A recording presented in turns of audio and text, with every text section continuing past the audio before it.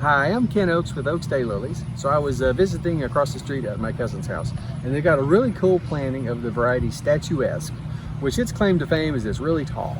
And so I hope we can get some good video that shows what this looks like. They got it planted behind their pool here. And so I just wanted to talk a minute about, we talk a lot about the different colors, obviously. That's the big thing, Daylilies and their color. And this one, Statuesque, is just, it's just a kind of a standard yellow, nothing too super exciting about the color. But when you plant it like this, in a spot where you can just see it like tall and waving in the wind, it caught my eye, and so I asked if I could come over and do a video this morning on it. So I thought it looked out really good, and obviously something tall like this, he's got it planted behind his pool, like I say, so he can see it behind stuff. And then he's got, he planted other stuff in front of it. He's got some shorter grasses and some ground covers planted around it.